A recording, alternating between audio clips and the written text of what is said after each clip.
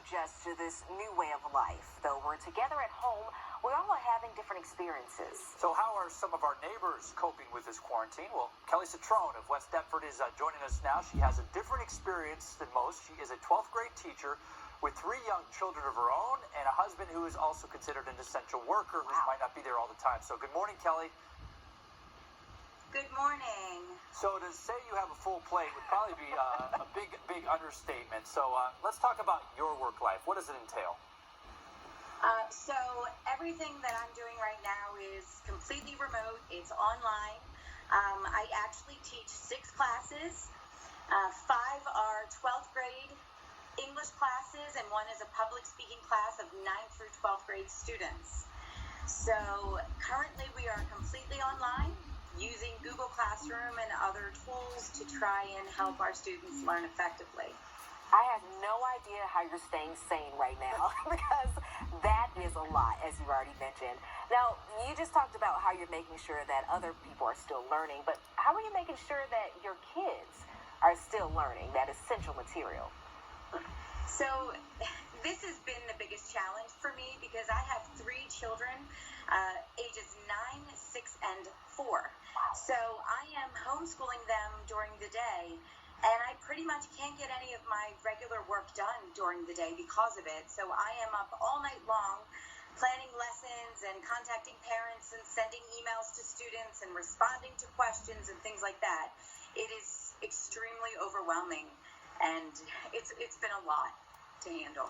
So what has this experience taught you about maybe what your children in particular at home and even the high school seniors that you're teaching, how are they coping during this time, and what can others, maybe other parents, some of us, what can we all do to help them? So I think the biggest thing is be very understanding, especially to the 12th grade students. It's taken an emotional toll on me just listening to the seniors when they tell me, they're so upset. My students have lost everything. They've lost their senior trip. They've lost their last few years of school, of sports. These kids didn't get a chance to say goodbye to each other or anything. And I really feel like it's taking a toll mentally on them.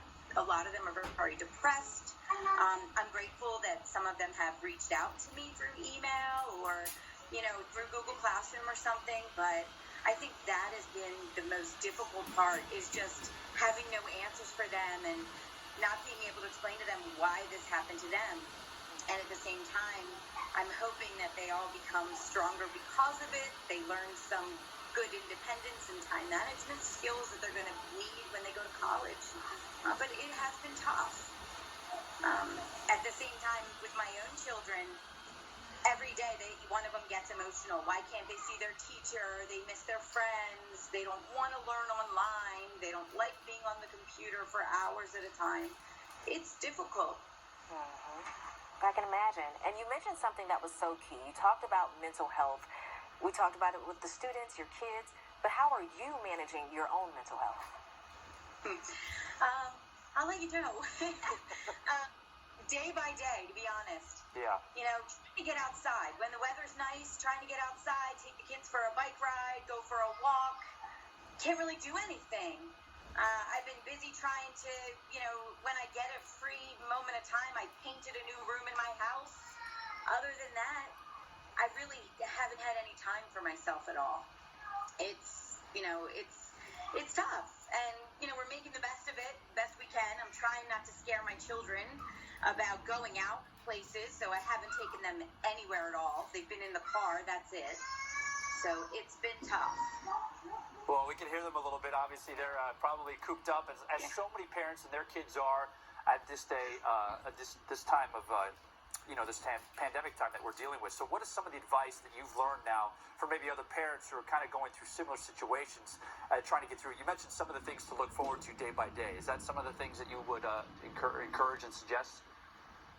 Yeah, with my kids, I wouldn't say bribe them, but I definitely have bribed them with things like, hey, if you guys do your work right now, when you're finished, we'll all go outside and go on a bike ride. Or we actually saw a groundhog, and we went and fed the groundhog some peanut butter and things. Here's my son right now. See? Hey, cutie. Things like that. Just, we went on a little hike in the woods near our house, things I would have never done before. I'm not an outdoorsy, woodsy person. But we did it.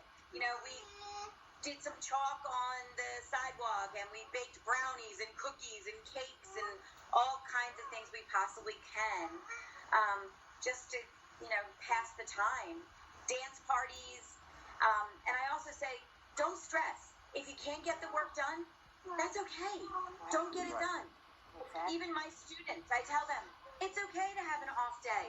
It's okay if you don't read that story on the computer. Sometimes you need to shut it off and just play with them and, you know, spend time with them to understand that what they're going through is difficult. Right, It absolutely. is. Well, Kelly, I want you to do something for me. I want you to tell Dominic, hey, Dominic, such a cutie pie, to give you 10 minutes to yourself. I want you to lock the door, Kelly, turn up the music, and just have your own dance party, okay? Sounds good. You deserve it. Sounds like a dream, right? Kelly, thank you so much. Appreciate your time and best of luck moving forward. Bye, Kelly. Bye, Dominic. Hey, coming up, an adorable little monkey that is beating the odds. How zookeepers are nursing him back to health. That's coming up next.